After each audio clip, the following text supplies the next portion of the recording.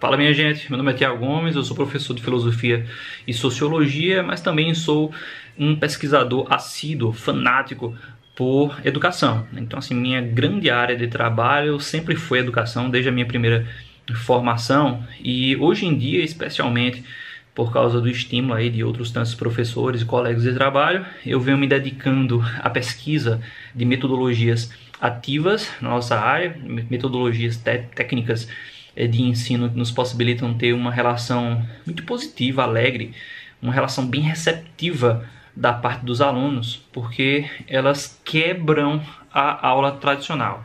Eu discordo quando alguns dizem que a aula tradicional está superada. Eu ainda acredito que as metodologias ativas elas são apenas um complemento à aula tradicional e que a função do professor ainda é fundamental ali na explicação, no esclarecimento de certos temas. Porém, a metodologia ativa possibilita atribuir ao aluno uma responsabilidade que ele tem. Então ela vai mudando essa lógica que muitas vezes atravessa a cabeça de vários alunos de que só o professor tem responsabilidade, quando na verdade a grande parte da responsabilidade é justamente da parte dos alunos. Então elas invertem essa relação de maneira muito qualitativa, atribuindo, deixando nas mãos do aluno boa parte da responsabilidade por seu ensino.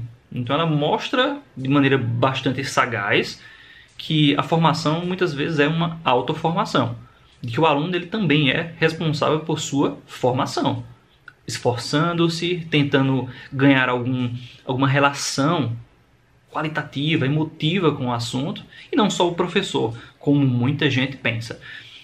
Sendo assim, eu vim aqui debater com vocês uma metodologia, na verdade é uma técnica de trabalho bastante interessante, não sei se é uma metodologia, mas é uma técnica, são os mapas mentais. Os mapas mentais são geralmente trabalhos, atividades utilizadas por professores para sintetizar assuntos. Então, quando um professor quer que os alunos demonstrem ou de certa maneira revelem ali o que é que eles aprenderam sobre um determinado tópico, eles pedem mapas mentais sobre o assunto. E o que é um mapa mental? Um mapa mental, conceitualmente falando, nada mais é que um diagrama de um assunto qualquer. Então, assim, o que é um diagrama é um esquema. E, poxa, aí você fica redundante a gente tentar falar sobre uma coisa tocando em diversos conceitos que muitas vezes não nos dizem nada. Mas até se a gente buscar a significação da palavra esquema no linguajar comum, um esquema é justamente uma maneira de você burlar os procedimentos tradicionais, tendo em vista atingir um objetivo. Que você tem esquemas que nos possibilitam, portanto, atingir certos objetivos de maneira não tradicional. Então, o mapa mental é um diagrama didático porque ele oferece ao aluno uma maneira de se localizar dentro de seu estudo. E como é isso, né? Nada mais é que uma esquematização dos principais conceitos, das ideias base estudadas ali, tendo em vista memorizar a maior parte dos conceitos, ter uma percepção mais panorâmica, ampla, mas ainda assim bastante detalhada sobre o assunto estudado. Então é um esquema muito bem bolado. E no ensino superior nós temos um método de se estudar e pesquisar, dar conta de certas leituras, que são os fichamentos. Quando a gente está trabalhando um determinado autor, uma obra, e no ensino superior há essa exigência, às vezes, dar conta de um livro completo, de um capítulo completo, de vários capítulos, o que é que a gente pede ao aluno? Um fichamento. E o que é um fichamento? É uma tentativa de se esquematizar de maneira sintética a maior parte dos raciocínios de uma determinada obra. Então o aluno ele vai ler a obra todinha, ou o capítulo que seja, o seu objeto de estudo, e vai tentar esquematizar tudo. Ele vai tentar colocar da maneira mais sintética, resumida e logicamente organizada os principais raciocínios ali estudados. Agora, é claro que na minha área, na filosofia e na sociologia, isso fica bem mais fácil, porque minha área é basicamente, essencialmente, pautada no raciocínio lógico, na organicidade que as premissas de uma determinada obra, autor, capítulo, oferecem. Então, assim, na minha área isso é natural. Pedir um esquema, pedir uma síntese, pedir literalmente um fichamento sobre um determinado tópico estudado.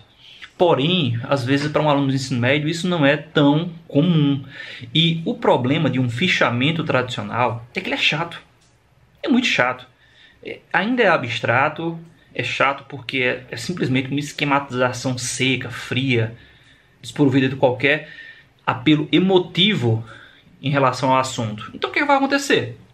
O fichamento às vezes se torna maçante, se torna uma atividade sem qualquer apego existencial.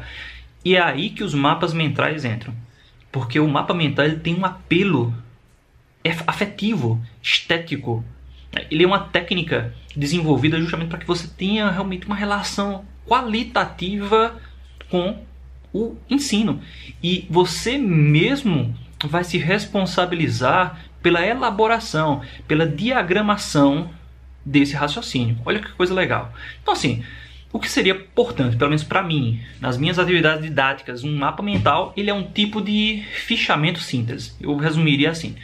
É uma forma de você esquematizar a sua obra, o seu objeto de estudo, tornando-a organizada logicamente, mas ao mesmo tempo é uma maneira de você sintetizar o que há de mais importante nesse estudo, possibilitando que você, posteriormente, num segundo momento, consiga retirar dali o que há de essencial. Mas o mapa mental vai além disso, porque por ter um apelo bastante estético, a verdade é essa, ele tem um apelo estético. Por ter um apelo bastante estético em relação ao estudo, você consegue ver ali uma série de elementos que os fichamentos tradicionais, que um simples resumo, não lhe daria. E o mapa mental ele vai, de certa maneira, lhe localizando, lhe possibilitando, no final das contas, se localizar diante do estudo em questão. Então é fantástico.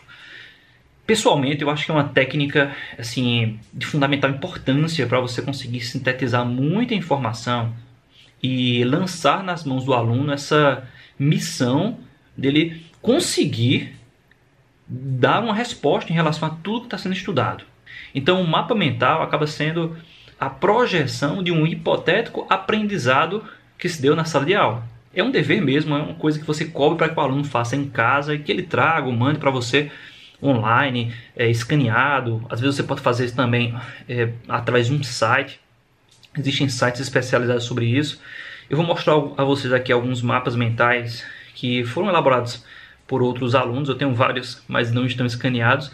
E são belíssimos, é interessantíssimo como os alunos fazem, dão um show nesse sentido. Eu não sei fazer com esse apelo todinho que meus alunos fazem, mas é bem legal mesmo. Fala pessoal, deixa aqui o seu like, se inscreve em nosso canal, segue o nosso Instagram e acesse o nosso site.